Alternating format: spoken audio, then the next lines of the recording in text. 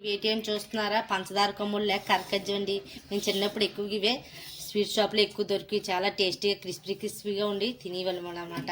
అయితే ఈ ప్రాసెస్ నేను గోధుమ పిండితో తయారు చేసాను. చాలా టేస్టీగా కూడా ఉంటాయి. అయితే ఇది బెల్లంతో కూడా సేమ్ ఇదే మాదిరిగా ఈ ప్రాసెస్ చేసుకోవచ్చు. మన ఇష్టం, పంచదార అయితే పంచదార, బెల్లం అయితే బెల్లం. గోధుమ పిండి తయారు చేసాను. అయితే మీరు తప్పక ట్రై చేయండి. అయితే ఇందుకు కావాల్సిన పదార్థాలు తయారు చేసే విధానం తెలుసుకుందామా? పంచదార కొమ్ములు లేక కరకజ్జానికి కావాల్సిన పదార్థాలు: 1 కప్పు గోధుమ పిండి,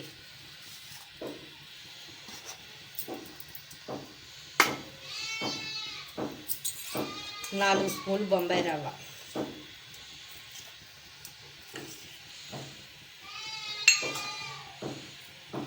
నెక్స్ట్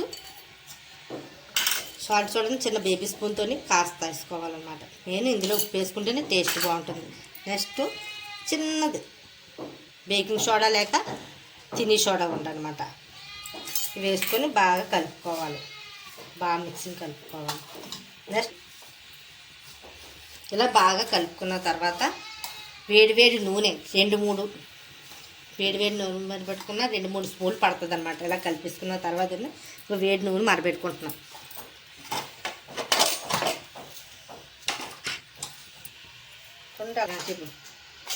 వేడివేడి నూనె మన ముద్ద అయ్యేదాకా ఎంత పడుతుంది అంతా 2-3 స్పూన్లు వేసుకొని కలుపుకోవాలి.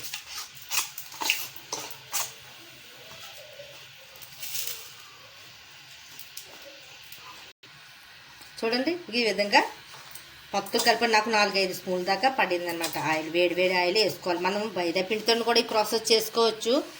ఈ హెల్త్పై శ్రద్ధ తీసుకుని ఎక్కువ గోధుమ పిండితో చేసుకుంటారు కాబట్టి గోధుమ పిండితో చేస్తున్నాను అనమాట. అది ఇది సేమ్ ప్రాసెస్, టేస్ట్ కూడా అంతలాగే ఉంటుందన్నమాట. నెక్స్ట్ ఇప్పుడు కాస్త వాటర్ వేసుకొని చపాతీ పిండి మాదిరిగా కలుపుకుందాం.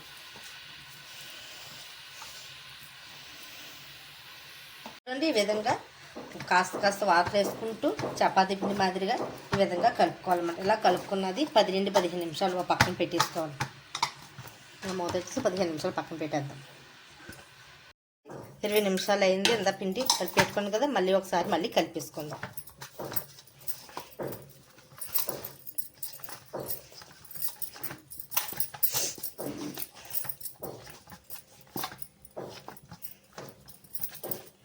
చూడండి, ఇలా కలిపేసుకున్న తర్వాత మనం 2 వాటిల కింద డివైడ్ చేసుకుందాం.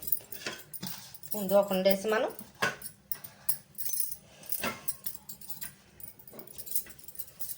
ఇలా వంట చేసుకొని చపాతీ పిండి మాదిరిగానే మనం చపాతీలాగా ఒత్తేసుకోవాలి.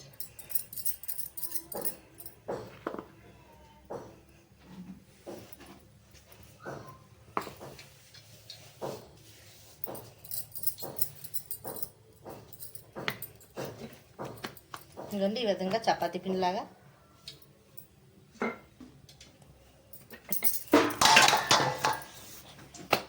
ఇలా చపాతీ పిండిలాగా ఉతుక్కున్న తర్వాత మనం చపాతీలాగే మొత్తం చేసుకోవాలి.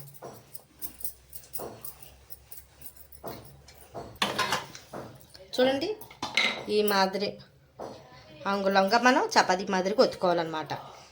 ఇలా ఒత్తుకున్న తర్వాత మనం ఈ విధంగా కట్ చేసుకోవాలి. ఇంకా ఈ మాదిరిగా అన్నీ ఒకే లెవెల్లో కట్ చేసుకోవాలన్నమాట.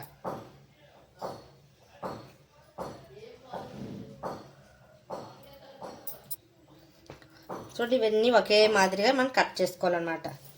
ఒకే లెవెల్లోనే అన్నీ ఒకే లెవెల్లో వస్తాయి అన్నమాట.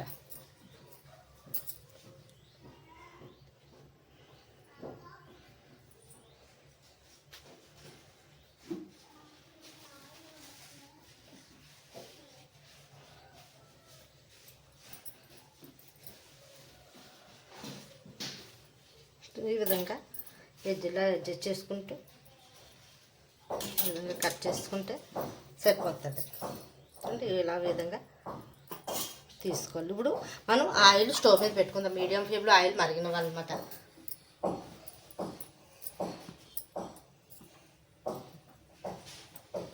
ఇవన్నీ సరే వేసేసుకుందాం. ఇలాగన్నీ తీసింది వేసేసుకుని ఒకసారి మనం వేయించుకుందాం. చూడండి, ఆయిల్ మరిగింది. ఈ ప్రాసెస్ అంతా మీడియం ఫ్లేమ్లోనే జరగాలి. ఎందుకంటే హై ఫ్లేమ్లో పెడితే మాడిపోతాయి, లో ఫ్లేమ్లో అయితే మెత్తగుంటాయి. ఇవన్నీ ఈ ప్రాసెస్ అంతా మీడియం ఫ్లేమ్లోనే జరగాలన్నమాట. అలా మీడియం ఫ్లేమ్లో వేయించుకుంటే సరిపోతుంది. వేగిన తర్వాత అప్పుడు కలుద్దాం. స్టార్టింగ్లోనే కలిపేయకూడదు. ఈ గోల్డెన్ కలర్గా వేగాలన్నమాట. కొంచెం కంచిగా వేగాక క్రిస్పీగా ఉంటాయి. కొంచెం మెత్తగా తిన్నా వాళ్ళు కొంచెం లైట్గా కలర్ వచ్చినప్పుడు తీసేసుకుంటారు. మనం కొంచెం క్రిస్పీగా వేసుకుందాం. తినేటప్పుడు నోటి కరకరలు ఆడుతూ ఉంటాయి అన్నమాట. అవి ఏంటంటే ఇలా ఇంకొక మనం తయారు చేసేసుకుంటాం. ఇంకొక చేస్తే కదా ఇంకోటి ఉడిపోయింది కదా, సేమ్ అది కూడా ఈ మాదిరిగా చేసుకొని కట్ చేసుకుంటే నెక్స్ట్ ఆయిల్ వేసేసుకోవచ్చు అనమాట.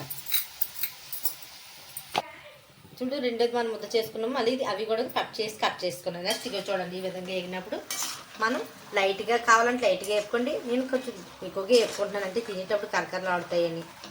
ఈ ప్రాసెస్ అంతా మీడియం ఫ్లేమ్లోనే జరగాలన్నమాట.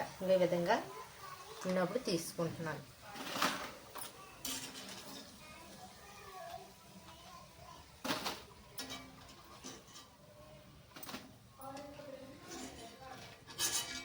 నెక్స్ట్ బ్యాచ్ చేసుకున్నాం కదా, ఇవి కూడా మొత్తం మీద ఈ 4 ఆయిల్ ఎలాగ అవుతాయి అనమాట. ఆల్రెడీ కొంచెం దాకా మిగిలిపోయి అవి కూడా వేసేసుకుంటాం. మొత్తం ఈ 4 ఆయిల్ ఇవి కూడా సేమ్ అలాగే వేయించుకోవాలన్నమాట. వేసిన తర్వాత ఒక 2 నిమిషాల తర్వాత కలపాలి, లేకపోతే విడిపోతాయి.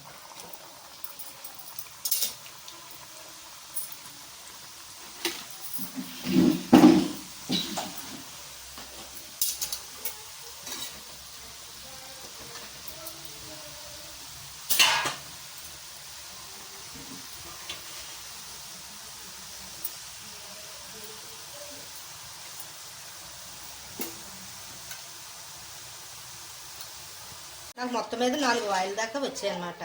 ఈ విధంగా ఉన్నప్పుడు తీసేసుకొని స్టవ్ ఆఫ్ చేసేసుకుంటున్నాను. ఇవి చల్లారిన తర్వాత పంచదార పక్కన పెట్టుకుంది.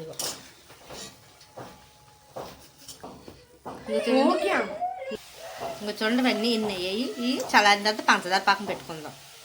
కప్పు పిండి తీసుకున్నాను కదా, అరకప్పు పంచదార వేసుకుంటున్నాను. మనం స్వీట్ ఎక్కువ తిన్న వాళ్ళు 1/4 కప్పు వేసుకున్నా పర్వాలేదు. నేను అరకప్పు వేసుకుంటున్నాను. చూడండి, 1/4 కప్పు వాటర్ కూడా వేసుకోవాలి. వేసుకొని నేను యాలక్కాయలు ఉంటాయి, యాలక్కాయలు వేసుకున్న పర్లేదు, యాలక్కాయలు పొడి వేసుకున్న పర్లేదు. ఇది మరగనిచ్చాక తీగపాకం రానివ్వాలి. ఇది మరిగాక తీగపాకం రావాలి. ఇది మరిగిన తర్వాత తీగపాకం రావాలి. వచ్చిన తర్వాత మనం తయారు చేసే నిమ్మకీలు అవి వేసుకొని మనం కలిపేసుకోవడమే. చూడండి ఈ విధంగా తీగపాకు వచ్చినప్పుడే స్టవ్ ఆఫ్ చేసుకొని చూడండి. ఇలా తీగలాగా వచ్చినప్పుడే చూడండి, ఈ విధంగా తీగపాకు వచ్చినప్పుడే స్టవ్ ఆఫ్ చేసేసుకొని ఈ పంచదార పాకంలో ఇది కలిపేసుకోవాలన్నమాట.